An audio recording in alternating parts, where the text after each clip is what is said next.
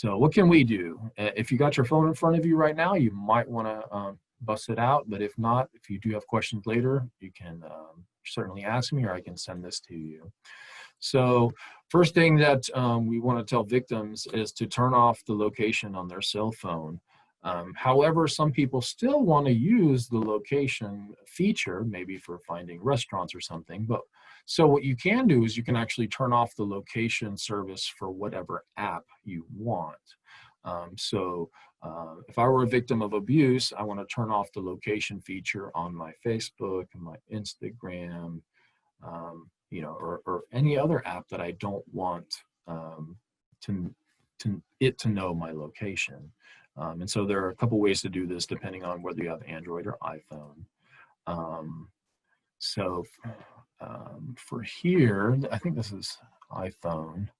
So for these apps, she has left location on, but she's turned it off on her camera. So now any photo she takes on her camera will not have that EXIF data on it. Chrome, so her browser, she's turned it off. So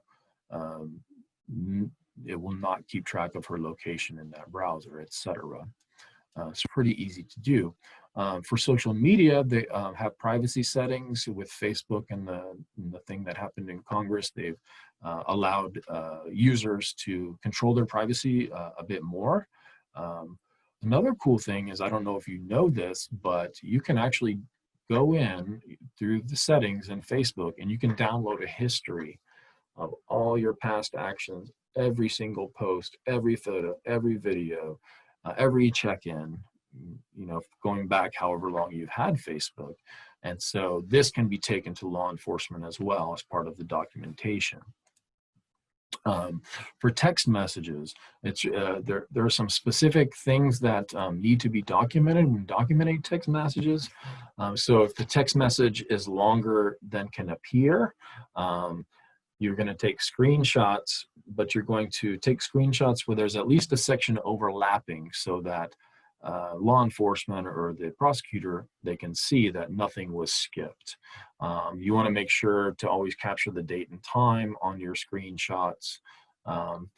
If I get a text from my stalker from the number 555-555, and the name of my stalker is Bob, then what I need to do is take a screenshot of that text, 55555, but then I need to go and take a screenshot of my contact list that shows that 55555 is Bob, right? And then back that up to the cloud. They also recommend you printing it out on paper so that you have duplicate and triplicate copies. Also, printing out your phone bill will, if someone is trying to use a spoof or something, it will show the real phone number that it was called from. So what should we tell people, right? Victims are advised to disengage and cut off all contact. But we know what happened in Peggy's case was when she did that, it only served to further enrage him. So there are some instances where victims, for their own safety, feel more comfortable keeping in contact with them. So sometimes what they'll do is they'll get a new phone because maybe they share custody or something, and so they may keep their old phone, but in a dresser, in a drawer, and only check it at certain times or whatnot. Keeping an incident log and all that evidence. I have copies of an incident log if anybody needs it. Showing her workplace or wherever she goes, maybe her school or apartment manager, taking them photos of the stalker and telling them the situation and asking them to be on the lookout, doing that safety planning as well at work, getting a coworker or somebody from security to walk them to their car, parking under a light at night, parking as close to the building as possible, et cetera, et cetera. If we have shared custody of a kid, I'm going to give this to the school so that he does not come and abscond with the children. In Plano, like I said, 911, you can text. Also, they can send out a courtesy officer to patrol for 2 weeks around them. How do you know if you got spyware on your phone? Sometimes you won't, but some indicators would be that the battery is being drained super quickly because that spyware is draining those resources. The battery or the phone gets super hot because the battery's been on, or they're going through their data a lot more quickly than usual. Or if my stalker knows something, and the only way that they would know it is if they were listening in on my conversation, then of course that is an indicator, an indirect indicator that they have some sort of spyware installed possibly. So the recommendation is to take it to the provider or the manufacturer for detection and removal.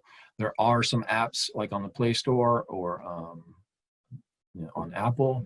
You can put like spyware catcher or whatever, but many of those do not work. What about the phone? If you can always wipe the phone and restore the settings if you think there's spyware on it. Or you could, like I said, just keep it for limited use for only certain situations, not remembering to turn off that location data. Getting a different phone. There's also a website called trapcall.com that will unblock blocked numbers. And so if somebody's calling from a blocked number, I can use this to make their number appear. Passwords. Of course, it's always important to be changing our passwords, but and including that Wi-Fi router, right? But it's also super important that victims change their security question answers. Okay, so for example, maybe I change my password and I think my ex can never guess this password, but what's the security question, right? When you like forgot password and you click that, it'll say, well, what's your mother's maiden name, just to make sure. Well, your ex may know your mother's maiden name, right? And so it'd be very easy for him to then go and change the password, and now you, the victim, cannot access your own account, and I have access to everything else. So what they recommend is that they deliberately answer the question in a way that doesn't make sense. So if the question is, what's your mother's maiden name? Maybe I'll put in Topo Chico, right? Because Topo Chico is my favorite drink.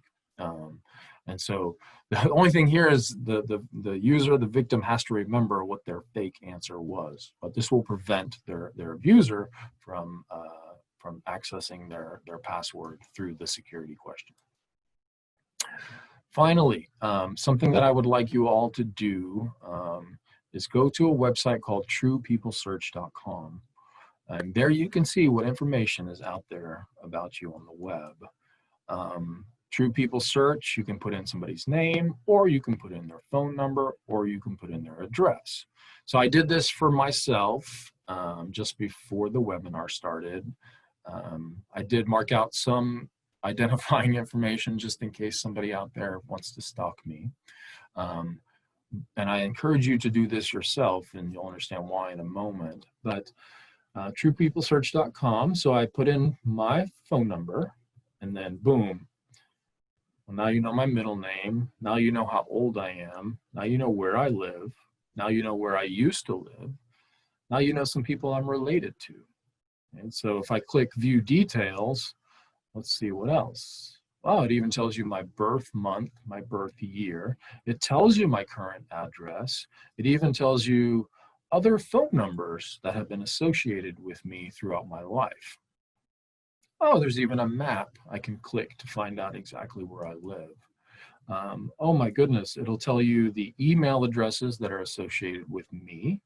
It will even tell you all of the other places that I've lived in the past, including the month and year that I lived there.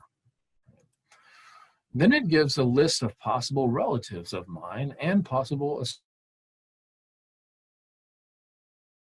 These names have a line under them, and that is because each of these are also links. So say I want to know more about Sammy L. Thomas. I click that, and now it will tell me Sammy L. Thomas's address, age, phone number, and her. So you could see here, it's a treasure trove of information that stalkers can use to get access to their victims.